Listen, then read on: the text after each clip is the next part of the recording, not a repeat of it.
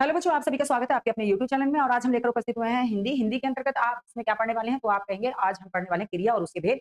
जब हम छोटे थे तो छोटी क्लासों में हमने पढ़ा तो था कि क्रिया क्या होती है, उसके भेद क्या होते हैं। देखिए, जिसमें आपने नॉर्मल जब क्या पढ़ा था तो आप कहेंगे उसमें हमने पढ़ा था मैम कि क्रिया किसे कहते हैं, किसी काम का करना होना पाया जाता है वो क्रिया कहलाती है। ठीक है, जैसे राम सोता है, गीता खेलती है, आदि आदि। लेकिन उसके बाद भी अब हमारे पास में बहुत सारी चीजें हो जाती हैं जब हम आगे क्लास में बढ़ते हैं, यानी एग्जाम देने के लिए जाते हैं, कंपटीशन में जाते हैं, तो उसके लिए हमें और चीजें सीखनी होती है। तो चलिए इसी के जरिए आज हम अपने वीडियो में ये चीज़ समझाने की कोशिश करेंगे। और चलिए शुरुआत करते हैं क्रिया और उसके भेद कि इसमें और क्या कुछ नया होता है हमारे सीखने के लिए। तो नॉर्मल से शुरू करेंगे, कठिन की तरफ बढ़ने वाले हैं। परिभाषा, तो ये तो क्रिया की परिभाषा आप जानते ही हैं कि जिस शब्द अथवा शब्द समूह के द्वारा किसी कार्य को होने अथवा करने का बोध हो वही क्रिया कहलाता है।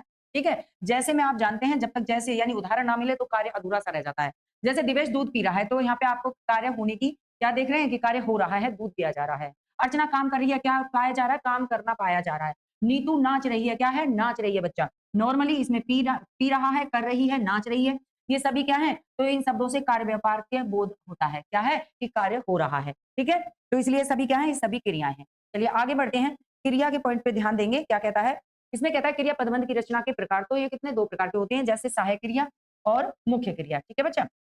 तो इसमें आपको नोट करना होगा सहायक और मुख्य क्रिया के अंतर्गत। तो मुख्य क्रिया क्या होती है, ये आप जानेंगे कि क्रिया पदबंध का मुख्य या कोशगत अर्थ बताने वाला जो शब्द होता है वही मुख्य क्रिया कहलाता है। ठीक है बच्चा? आगे देखिए, सहायक क्रिया किसे कहेंगे? सहायक क्रिया की बात करते हैं तो इसमें होता है जो मुख्य क्रिया के अतिरिक्त रह जाता है ना, जो अंश शेष रह जाता है वही क्या कहलाता है? वही सहायक क्रिया कहलाता है। क्लियर? जी। जैसे बच्चे गाना गा चुके हैं, बच्चे क्या कर रहे हैं? गाना गा चुके हैं। तो चुका है, चुके हैं, ये सभी क्या कहलाएगा? रहा है, रहे हैं, ये सभी क्या कहलाएगा? ठीक है? सकते हैं, पाता है, ये सभी क्या है? तो आप कहेंगे ये सभी सहायक क्रियाएँ हैं। ये सभी क्या है बच्चा? ये सभी सहायक क्रियाएँ हैं। ये आपके वाक्य को पूर्ण करती हैं। ठीक है? सहायक क्रियाएँ हैं बच्चा, ठीक है? जी। अब इनमें से जब ये सहायक क्रियाएँ हटा देंगे तो क्या बच रहा है? तो आप अपनी मुख्य क्रिया को ढूँढिए, ठीक है? अब मुख्य क्रिया का क्या है यहाँ पे? यह हँस रही है, तो हँसना क्या है? आप कहेंगे ये मुख्य क्रिया है। क्या है बच्चा? ये यहाँ पर मुख्य क्रिया है। तो इस तरह से आपको ध्यान रखना है कि मुख्य क्रिया और सहायक क्रिया क्या होती हैं, ठीक है? वो बच्चे गाना गा चुके हैं, क्या? गा चुके हैं, ठीक है? मुख्य क्रिया हो गई। आप अब जा सकते हैं। वह हिंदी नहीं बोल पाता। क्या नहीं बोल पाता बच्चा? हिंदी नहीं बोल पाता है। तो ये क्या हो गया? मुख्य। अब यहाँ पे देखिए, यहाँ पे वो सेंटेंस आपके यहाँ पे रख दिए हैं। मुख्य क्रिया क्या है? इसमें गा है, ठीक है? सेकंड में आपका हँस है, थर्ड में आपका क्या है? जा मुख्य क्रिया है और सकते क्या हो जाएगा? सहायक क्रिया हो जाएगी, ठीक है? हिंदी नहीं बोल पाता तो बोल क्या है? इसमें मुख्य क्रिया है। कोई परेशानी नहीं है ना? चलिए तो। चुके हैं, रही है, चुका है, चुकी है ना? जा पाते हैं, पाता है, जा सकते हैं, जा सकती है, ये सभी सहायक क्रियाएँ होती हैं। चलिए आगे बढ़ते हैं और देखेंगे धातु, रूप जिसे बोला जाता है कि क्रिया का मूल रूप धातु कहलाता है। क्रिया का मूल रूप क्या कहलाता है बच्चा? धातु कहलाता है। जैसे पे आप समझेंगे, जैसे लिख, ठीक है? ये क्या है? पढ़, लिख, पढ़, जा, रो, पा आदि। इन्हीं में लिखता है। अब ये क्या है? ये सभी बन गया। ये क्या बन गए? ये सभी आपके आप कहेंगे मुख्य से जोड़कर बना दिया। जैसे लिख जो है, लिख, लिख धातु प्लस में ना लगा दिया तो ये क्या बन गया बच्चा? लिखना बन गया। क्या बन गया? लिखना बन गया। और लिखना क्या है? तो आप कहेंगे ये क्रिया हो गई। लिखना क्या हो गई बच्चा? तो आप कहेंगे लिखना हो गई क्रिया। ठीक है? ना प्रत्यय जोड़ने से क्या हो गया है? ये क्रिया हो गई। और लिख क्या है इसमें? ये धातु है। ठीक है? ये क्या है? धातु है जिसे आप क्या बोलते हो? क्रिया का मूल रूप। ठीक है? जैसे पढ़ है, पढ़, पढ़ प्लस में ना लगा दीजिए। ना प्रत्यय लगाने से क्या हो गया है? ये पढ़ना बन गया। पढ़ना क्या हो गया? ये क्रिया हो गया है। ठीक है? तो ये क्या हो गया? ये क्रिया हो गया। पढ़ इसमें क्या है? तो आप कहेंगे ये धातु है। ठीक है? ये क्या है? धातु है, क्रिया का मूल रूप। ठीक है? इस तरह से आप इसको ध्यान रखेंगे। आगे चलें? चलिए आगे बढ़ते हैं। अगला पॉइंट, क्रिया के विभिन्न प्रकार होते हैं बच्चा। क्या होता है? क्रिया के विभिन्न प्रकार होते हैं, तो उनको देखेंगे एक बार। मूल क्रिया या सरल क्रिया? मूल क्रिया कहें या सरल क्रिया कहें, ठीक है बच्चा? वे क्रिया रूप जो भाषा में क्या है? रूढ़ शब्दों की तरह से प्रचलित हैं और सरल क्रिया कहे जाते हैं। ठीक है? कैसे शब्द हैं? वो भाषा में रूढ़ शब्द हैं। रूढ़ शब्द जानते हो? जो क्या है? जिनका अलग-अलग टुकड़ा करने पे उनका कोई अर्थ नहीं होता। रूढ़ शब्द हैं, की तरह प्रचलित है और सरल क्रिया कहे जाते हैं। क्योंकि ये क्रियाएँ ना तो किसी अन्य क्रिया से उत्पन्न हुई हैं और ना ही एक आधिक क्रिया यानी एक से अधिक क्रियाओं के रूप में के योग से बनी है। क्लियर बच्चा? ये क्या है? ये ना तो किसी अन्य क्रिया के योग से उत्पन्न हुई है, ठीक है? और ना ही एकाधिक क्रियाओं के रूप के योग से बनी है, यानी एक से अधिक क्रियाओं के योग से भी नहीं बनी है। अतः इन्हें मूल क्रिया कहा जाता है। ठीक है बच्चा? अतः इन्हें क्या कहा जाता है? मूल क्रिया कहा जाता है इसीलिए, ठीक है? अपने आप से बनी हुई है। ठीक? अब जैसे में देखो, जैसे में आना, जाना, पढ़ना, लिखना, पीना आदि। ठीक है? जी। आगे देखो, अगले पॉइंट की बात करेंगे कि सरल क्रिया के अंतर्गत क्या आता है? अकर्मक और सकर्मक दोनों आते हैं। ठीक है? सरल क्रिया के अंतर्गत क्या आता है? तो सरल क्रिया के अंतर्गत अकर्मक और सकर्मक दोनों प्रकार की क्रियाएँ आ सकती हैं। देखो, अब आप पढ़ेंगे क्या इसमें कि अकर्मक क्रिया किसे कहेंगे? तो वाक्य में जो क्रिया कर्म की अपेक्षा नहीं रखती है, अकर्मक क्रिया कहलाती है। जैसे बच्चा, जैसे क्या है? रोना, चलना, फिरना आदि। ठीक है? अकर्मक यानी बिना कर्म के। अकर्मक यानी कि क्या कहोगे? बिना कर्म के। बिना कर्म के यानी क्या है? उन्होंने सीधा कहा अकर्मक क्रिया किसे कहेंगे? जो कर्म की अपेक्षा नहीं रखती है। ठीक है? यानी बिना कर्म के। इसको कैसे याद रखना है? अकर्मक लगा है तो इसका मतलब है कि बिना कर्म के है। सकर्मक यानी कर्म के साथ। सकर्मक का मतलब क्या बच्चा? सा लगाया ना, तो कर्म के साथ। सा का मतलब होता है साथ। तो इसमें आप याद रखेंगे कर्म के साथ। कई बार बच्चे जो होते हैं ना पूछते हैं कि आप इसमें कैसे समझें, कैसे याद रखें? तो सकर्मक कर्म के साथ हो गया, अकर्मक जिसमें बिना कर्म के होता है। ठीक है? आगे देखिए, सकर्मक क्रियाएं वह क्रियाएं जो वाक्य में कर्म की अपेक्षा करती हैं, यानी कर्म उनके साथ होना चाहिए, उनकी अपेक्षा करती हैं, अर्थात जिनके प्रयोग में कर्म की आवश्यकता होती है, यह सकर्मक क्रियाएं कही जाती हैं। जैसे पढ़ना, लिखना, खाना, पीना आदि। ठीक है बच्चा? अब जैसे कैसे सकर्मक को कैसे पहचानना, तो देखो इसमें पॉइंट होता है, उस पर आप थोड़ा ध्यान रखेंगे। कैसे? जैसे क्या है? पढ़ना है, तो राम पढ़ता है सेंटेंस बनेगा। क्या है? राम पढ़ता है। यहाँ पे आ जाते हैं यहाँ। क्या है? राम पढ़ता है, तो राम पढ़ता है। अब ये पढ़ता सकर्मक क्यों है? ये बात आई, है ना? तो बच्चा बात यहाँ पे आती है कि राम जब पढ़ता है, तो किसको पढ़ रहा होगा? नोट्स पढ़ रहा होगा, कोई किताब पढ़ रहा होगा, ठीक है? कोई अखबार पढ़ रहा होगा, कोई पत्र पढ़ रहा होगा। तो ये कह रहा है कि राम पढ़ता है, यानी कुछ ना कुछ वो पढ़ रहा होगा। तो क्या सेंटेंस बनेगा? अगर यहाँ पे लिखा भी नहीं है, तो आप कहेंगे कि राम पढ़ता है, इसका मतलब वो कुछ ना कुछ उसके पास है, जिसको वो पढ़ रहा है। ठीक है? वही क्या है? वही कर्म हो जाता है। इसलिए वो सकर्मक। अखबार को पढ़ता है, पत्र को पढ़ता है, ठीक है?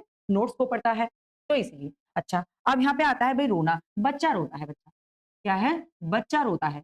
बच्चा रोता है। अब बात ये आती है बच्चा कि ये अकर्मक क्यों है? अब बच्चा रोता है तो क्यों रोता है? नहीं पता। बच्चा रोता है, क्यों रोता है? नहीं पता है। तो रोना जो है वो अकर्मक क्रिया है, इस तरह से आप इसको समझिए। ठीक है? चलिए आगे बढ़ते हैं। आगे बढ़ते हैं। अकर्मक तथा सकर्मक के भेद प्रभेद भी हैं।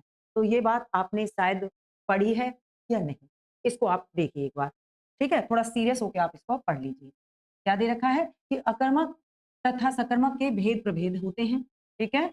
जैसे आप देखेंगे कि अकर्मक क्रिया, अकर्मक यानी बिना कर्म के, अकर्मक क्रिया के विषय में आप जान ही चुके हैं कि इनको कर्म की अपेक्षा नहीं होती है। ये 2 प्रकार के होते हैं। ठीक है? क्या? अकर्मक क्रिया। ये क्या है? तो ये 2 प्रकार की होती हैं। क्या? एक जिसको बोला जाता है पूर्ण अकर्मक। क्या बच्चा? जिसको बोला जाता है पूर्ण अकर्मक। एक क्या है? पूर्ण अकर्मक होती है और दूसरी अपूर्ण अकर्मक होती है। ठीक बच्चे? पूर्ण अकर्मक और एक अपूर्ण अकर्मक क्रिया होती है। ठीक है? पहले पॉइंट की तरफ बढ़ेंगे। क्या कहता है कि पूर्ण अकर्मक जो क्रिया होती है, उसको कैसे पहचानेंगे? तो ये कहता है कि पूर्ण से तात्पर्य इतना ही है कि ये आप अपने में ही पूर्ण होती है। भाई पूर्ण का मतलब क्या है? पूरा होना। पूर्ण का मतलब क्या है? पूरा कंप्लीट। अपने आप में ही वो पूर्ण है। ठीक है? अपनी पूर्णता व्यक्त करने के लिए किसी पूरक की आवश्यकता नहीं पड़ती है। किसी पूरक की आवश्यकता उसको नहीं पड़ती है। ठीक है? जैसे जैसे सोना, दौड़ना, हँसना, ठीक है? जाना, आना, सभी अकर्मक क्रियाएँ। ये सभी क्या है बच्चे? ये सभी अकर्मक क्रियाएँ। ठीक है? तथा अपना अर्थ व्यक्त करने में स्वतःपूर्ण है। यानी आप इनको पढ़ के आप समझ सकते हैं कि ये क्या कहना चाहता है। भाई सोना यानी कोई सोने जा रहा है, दौड़ना कोई दौड़ रहा है, हँसना कोई हँस रहा है, जाना चाहता है कोई आना चाहता है। तो आप समझ गए ना? इतना लिखने से आप समझ जाते हैं कि ये हँसने की, जाने की, आने की, दौड़ने की, सोने की बात कर रहा है। तो इसलिए इसको क्या कहा जाता है? पूर्ण अकर्मक क्रिया कहा जाता है। क्लियर? जी। आगे देखिए, पूर्ण अकर्मक क्रिया के भी 2 भेद होते हैं बच्चे, ये आप नोट करेंगे। आपने शायद नहीं पढ़ा हो, ठीक है? लेकिन आज आप इसको पढ़ेंगे। क्या है बच्चे? इसके भी क्या है? पूर्ण अकर्मक क्रियाओं के भी 2 भेद होते हैं। स्थिति या अवस्थिति पहला, ठीक है? दूसरा होता है गतिबोध। दूसरा क्या होता है? गतिबोधक। चलिए इसको पढ़ते हैं आगे। स्थिति या अवस्थित बोधक पूर्ण अकर्मक क्रिया है। ठीक है? पूर्ण अकर्मक क्रियाएँ, यही तो पढ़ रहे थे और उसी के 2 भेद हैं। ठीक है? उसी के क्या हैं बच्चे? 2 भेद हैं, तो इसलिए आपको एक नोट रखना है। अब ये क्या कह रहा है कि वे पूर्ण अकर्मक क्रियाएँ, जिनके द्वारा कर्ता की स्थिति या अवस्था या दशा का बोध होता है, वो क्या है? स्थित्यात्मक अकर्मक कही जाती हैं। क्लियर है? क्या होना चाहिए? उसकी स्थिति, उसकी अवस्था या उसकी दशा का बोध हो, वो स्थित्यात्मक अकर्मक क्रिया कही जाती है। क्लियर? जी। आगे देखिए, जैसे अब जैसे बिना तो बात ही नहीं बनेगी। बच्चा रो रहा है, तो कौन-सी स्थिति है या कौन-सी अवस्था है? तो रोने की अवस्था पाई जा रही है। बच्चा क्या कर रहा है? बच्चा रो रहा है। माना आप किसी के घर गए, आपने देखा उसका बच्चा रो रहा है, तो पूछे कैसी स्थिति थी? क्या क्या अवस्था थी? तो आप कहेंगे कि बच्चा रो रहा था उनका, ठीक है? लड़की हँस रही है, तो कौन-सी अवस्था है का बोध करा रहे हैं? हँसने का। किसका बोध करा रहे हैं बच्चा? हँसने का। वे सो रहे हैं, कौन-सी अवस्था है? कि सो रहे हैं वो। कैसी अवस्था में पाए गए हैं? सो रहे हैं। ठीक है जी। आगे बढ़ते हैं सेकंड पॉइंट की तरफ। गतिबोधक पूर्ण अकर्मक क्रिया। ये वे अकर्मक क्रियाएं हैं जिनको संपादित करते समय कर्ता गतिशील स्थिति में होता है। ठीक है, कैसी स्थिति में होता है बच्चा? गतिशील स्थिति में होता है, दौड़ रहा होता है, कूद रहा होता है, भाग रहा होता है। ठीक है, तो स्थिति में होता है जैसे दौड़ना, जैसे पे नोट करेंगे। ठीक है, दौड़ना, भागना, आना जाना, चलना फिरना, उड़ना, तैरना। तो क्या कैसी स्थिति है? गतिशील है। ठीक है, क्या है? गतिशील है। ठीक है, इन क्रियाओं के साथ प्राय स्थानवाची क्रिया विशेषण का प्रयोग किया जाता है। जैसे बच्चे मैदान में दौड़ रहे हैं तो स्थिति बोधक का प्रयोग किया जा रहा है। मैं दौड़ रहे हैं, वह दिल्ली जा रहा है, चिड़िया आकाश में उड़ रही है। ठीक है भाई, उड़ना है, क्या कर रही है? गतिशील है, उड़ रही है। अब इनके साथ में क्या है? तो इन्होंने कहा स्थानवाची क्रिया विशेषण का प्रयोग होता है। जैसे यहाँ पे देखो, स्थानवाची का मतलब क्या है? जा रहे हैं, क्या है? जाना पाया जा रहा, गति कर रहे हैं वो कि जा रहे हैं। लेकिन क्या स्थान बोध क्रिया? तो स्थानवाची का मतलब क्या है? वह दिल्ली। दिल्ली क्या है इसमें? स्थानवाची। क्या है? दिल्ली इसमें स्थानवाची क्रिया है। ठीक है, चलिए कहाँ जा रही है? दिल्ली। चिड़िया उड़ रही है कहाँ? आकाश में। तो आकाश क्या स्थान बताया कि वो कहाँ उड़ रहे हैं। क्लियर? चलिए आगे बढ़ते हैं। अपूर्ण अकर्मक की बात करते हैं। ठीक है, अभी हम किसकी बात कर रहे थे? पूर्ण की। आपके बार आ गए किस पे? अपूर्ण। अपूर्ण अकर्मक ये क्रियाएं वाक्य में स्वतंत्र रूप से प्रयुक्त होकर अपना अर्थ पूर्ण रूप में व्यक्त नहीं कर पाती हैं बच्चा। ठीक है, इस अपूर्णता के लिए इनको कर्ता से संबंध रखने वाले किसी पूरक शब्द की आवश्यकता होती है। किसकी आवश्यकता होती है बच्चा? पूरक शब्द की आवश्यकता होती है। अब पूरक शब्द का मतलब क्या है ये आप समझेंगे। पढ़ती है जैसे होना, ठीक है, बनना, निकलना, इसी प्रकार की क्रियाएं हैं जो अर्थ की पूर्णता के लिए पूरक का सहारा लेती हैं।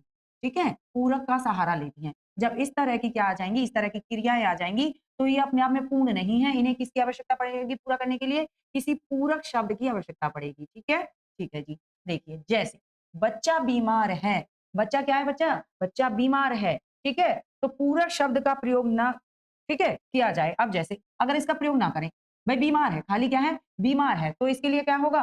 क्या पाया जा रहा है? बीमार होना पाया जा रहा है। तो क्या है? बीमार है। कौन? बच्चा। ठीक है, कौन है बीमार? बच्चा है बीमार। ठीक है बच्चा। शीला बेईमान है, वह बेईमान निकली, वह ईमानदार लगा।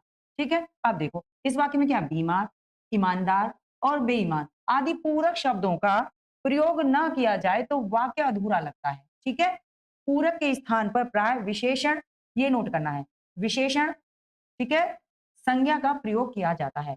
विशेषण का प्रयोग होता है, संज्ञा का प्रयोग होता है। ठीक है बच्चा, सीधी सी बात है। बच्चा बीमार है, भाई क्या है? क्या पाया जा रहा है? तो आप कहेंगे होना पाया जा रहा है। अब होना पाया जा रहा है, अगर आप इसमें बीमार नहीं बोलेंगे तो ये क्या रह जाएगा? तो ये गड़बड़ हो जाएगी, वाक्य पूरा नहीं होगा। बच्चा है, क्या है ये नहीं पता। क्या है बच्चा? बीमार है। ठीक है, शीला है, क्या है? शीला, शीला बेईमान है। तो ये क्या है? तो आप कहेंगे ये पूरक है। क्या शब्द है? पूरक शब्द है। वह बेईमान निकली, वह निकली, क्या निकली? वह निकली, क्या निकली? बेईमान निकली।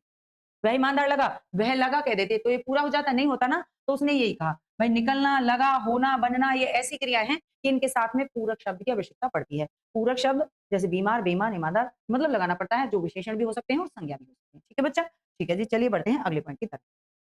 सकर्मक क्रिया क्या है? सकर्मक क्रिया। यहाँ पर देखिए भाई, अभी हम किसकी बात कर रहे थे? अभी तो हम अकर्मक अकर्मक पढ़ रहे थे। अब बात करते हैं जिसमें हमको क्या पढ़ना है? सकर्मक पढ़ना है। अभी तो बिना कर्म के चल रहे थे बच्चे। ठीक है, क्या चल रहे थे? बिना कर्म के चल रहे थे। ठीक, ठीक है जी।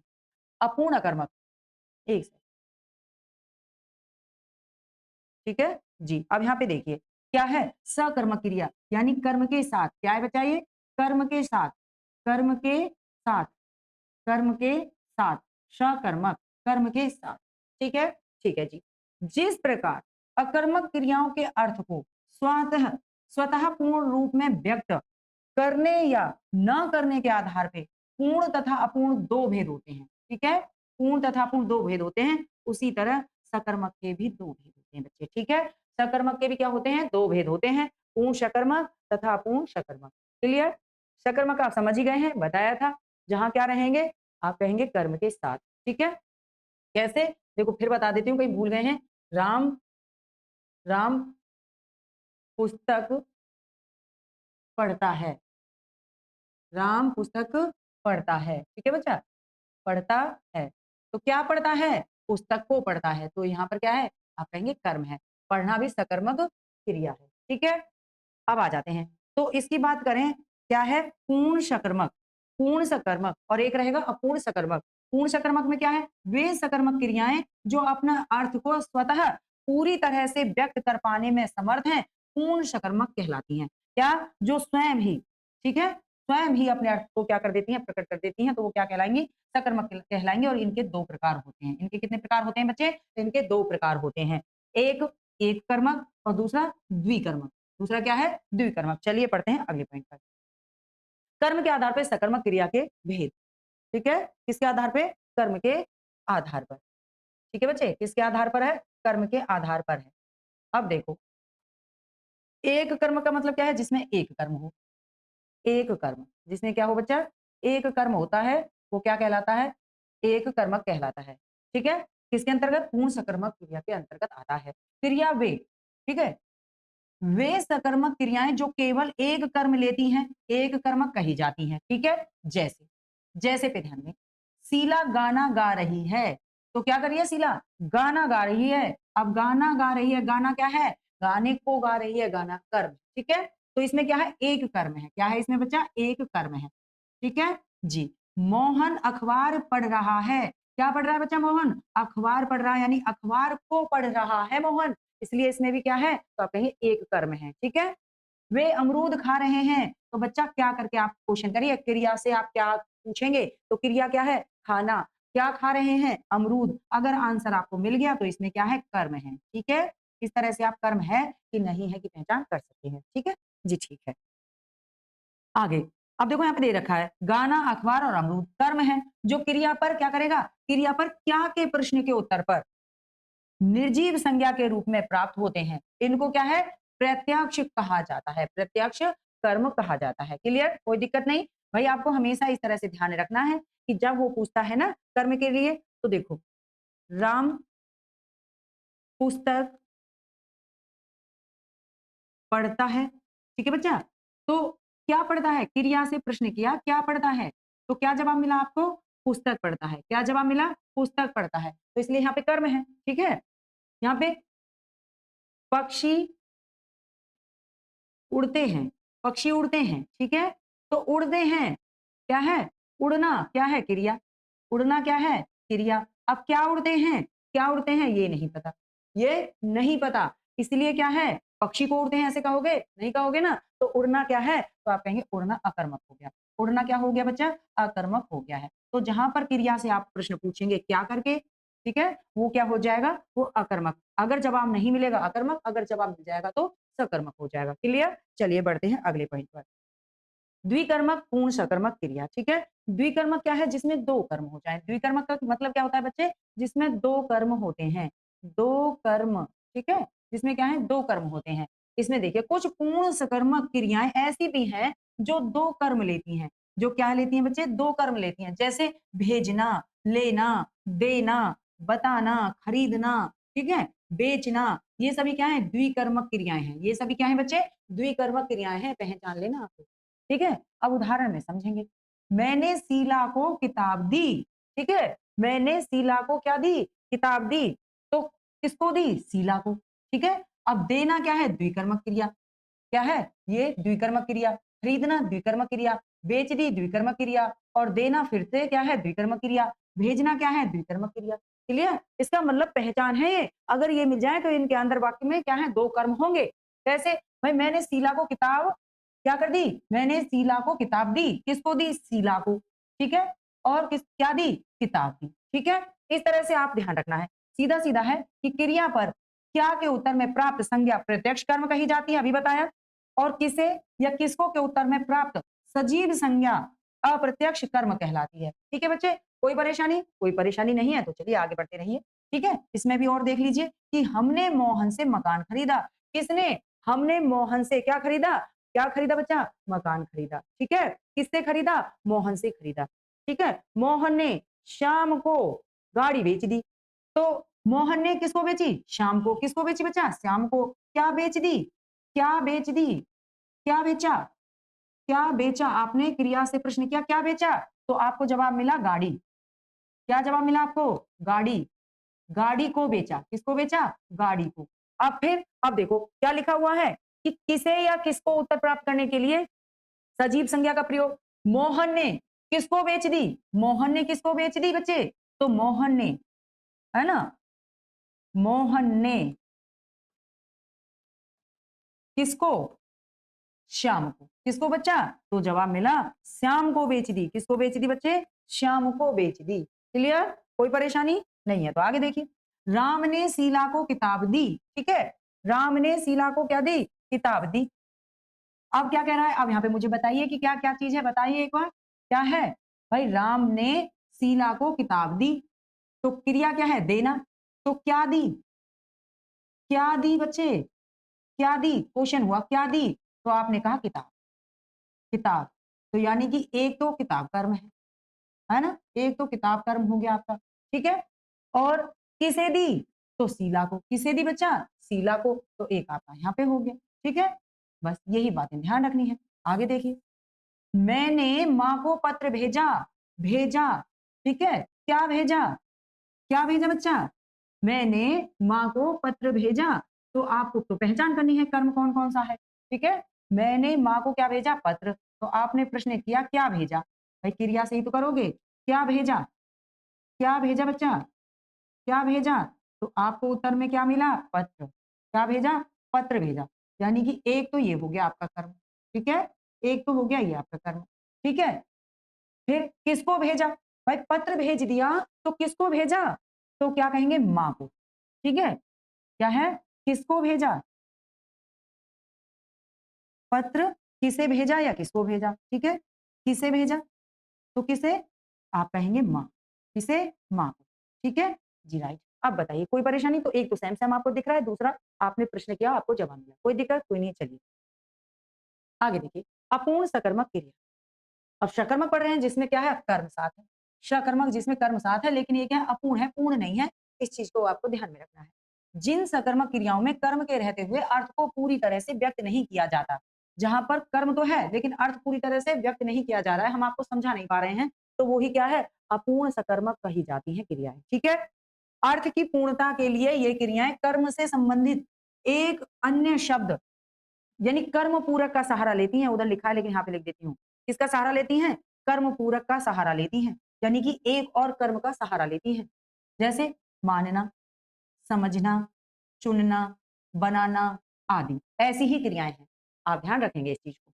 आपने मुझे प्रतिनिधि क्यों चुना? ठीक है बच्चा, तो आपने मुझे क्यों चुना? आप सीधा सीधा ऐसा बोल सकते थे, प्रतिनिधि।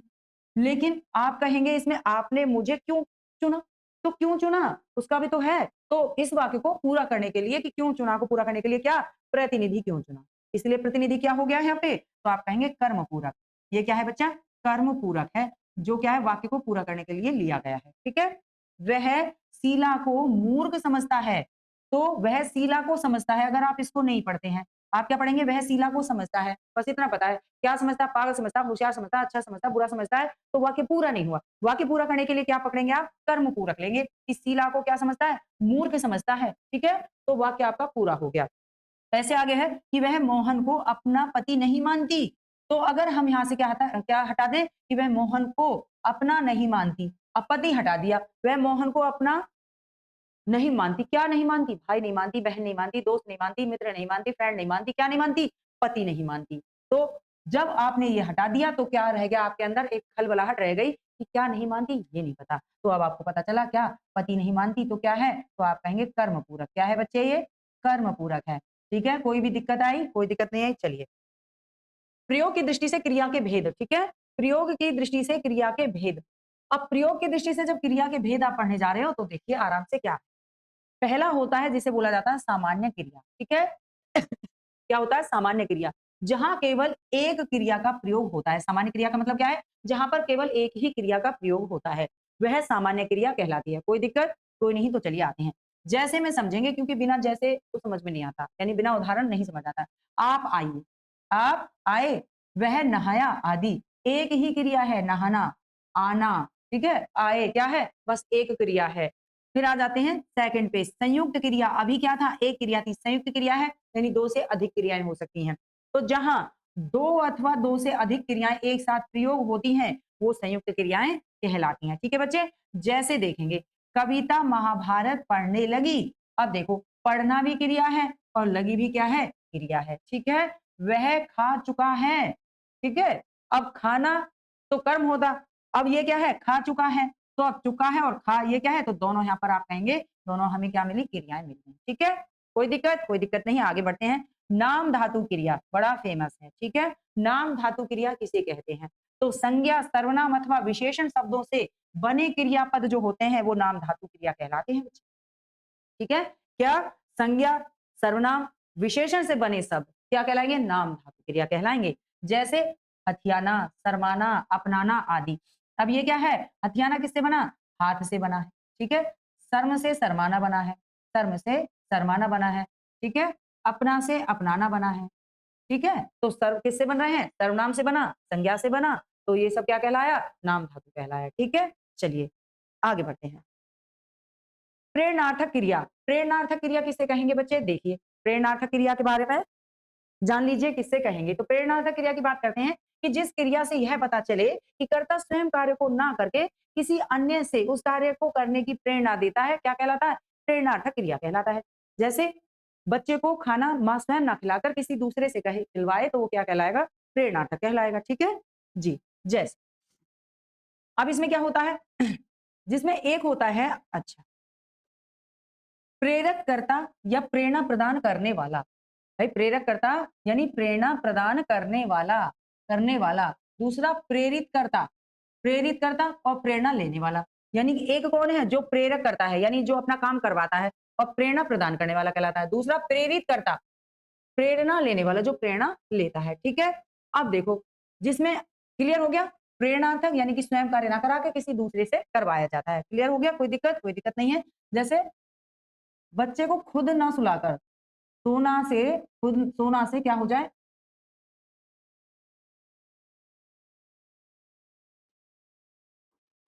सोना से क्या हो जाए? सुलवाना, सुलवाना, ठीक है। जैसे खाना से क्या हो जाए बच्चा?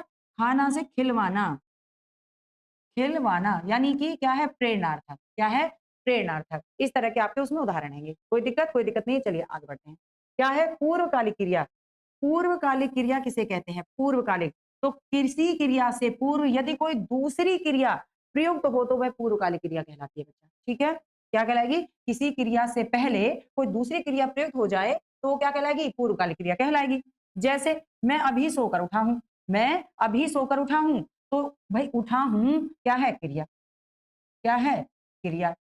लेकिन इससे पहले एक क्रिया और हुई है, वो अभी सोकर उठा है, क्या? सोना, सोना भी क्या है? क्रिया। कौन सी क्रिया है? तो आप कहेंगे ये पूर्वकालिक है। कौन सी क्रिया बच्चे? तो आप कहेंगे पूर्वकालिक, पूर्वकालिक, यानी कि जो फिलहाल की क्रिया थी इससे पहले एक और क्रिया वो कर चुका है, ठीक है। मैं अभी सोकर उठा हूं, देखो इधर भी देख लीजिए उदाहरण में, उठा हूं क्रिया से पूर्व क्या आ गया? सोने वाला आ गया, और सोना क्या हो गया है? पूर्वकालिक क्रिया हो गया है, ठीक है बच्चे। राम स्कूल से खाना नहीं, राम नहाकर स्कूल गया, ठीक है। ये अब सही है सेंटेंस, ठीक है। अब क्या है भाई? वो गया, ठीक है। एक क्रिया की, क्या है? स्कूल गया। वो कौन सा कार्य किया उसने? स्कूल जाने का। उससे पहले कौन सा कार्य किया? नहाने का। नहाना क्या हो गया है? पूर्वकालिक हो गया। नहाना क्या हो गया है? पूर्वकालिक क्रिया हो गई बच्चे, पूर्वकालिक क्रिया हो गई है, ठीक है। भाई नहाकर स्कूल गया है, तो दूसरी क्रिया कब की थी? उससे पहले उसने नहाया है, स्कूल जाने से पहले उसने क्या किया है? नहाया है, तो राम नहाकर स्कूल गया, ठीक है। या अच्छा ये रहा, नीचे तो है, देखिए, जैसे बच्चा दूध पीते ही सो गया। बच्चा क्या है? दूध पीते ही सो गया, तो सो गया, कब सो गया? तो ये तो बाद की क्रिया है। कौन सी है? बाद की क्रिया, ठीक है बच्चे। लेकिन इस क्रिया से पहले एक क्रिया और क्या कर ली उसने? क्या? दूध पीते पीते ही, क्या? दूध पीते ही, पीने की क्रिया पूर्वकालिक क्रिया, पूर्वकालिक क्रिया हो गई बच्चे, ठीक है। कोई दिक्कत? लड़कियां पुस्तकें पढ़कर जाएंगी। लड़कियां क्या करेंगी? पुस्तकें पढ़कर जाएंगी। जाएंगी तो है एक क्रिया, ठीक है। लेकिन उससे पहले, जाने से पहले एक काम और करेंगी, क्या? पढ़कर जाएंगी। क्या करेंगी बच्चे? पढ़कर जाएंगी, तो ये क्या है? पूर्वकालिक क्रिया है, ठीक है। ऐसे ही क्या था? ऐसे ही था, राम चित्र देखकर हंसने लगा। राम चित्र देखकर हंसने लगा, तो हंसने लगा, इससे पहली क्रिया क्या कर दी उसने? क्या? देखकर, देखना। पहली क्रिया क्या कर दी उसने? चित्र देखने की पहली क्रिया कर दी और इसको ही क्या बोला जाएगा? पूर्वकालिक क्रिया बोला जाएगा। देखना क्या हो गया? पूर्वकालिक क्रिया। कोई दिक्कत बच्चे? कोई दिक्कत? कोई दिक्कत? कोई दिक्कत नहीं है तो हमें भी कोई दिक्कत नहीं है और आपका चैप्टर हो जाता है यहीं पर समाप्त। नेक्स्ट जो वीडियो लेके आएँगे इसके लेके आएँगे प्रश्नोत्तर जो परीक्षाओं में पूछे जाते हैं। तो तब तक के लिए धन्यवाद। नमस्कार।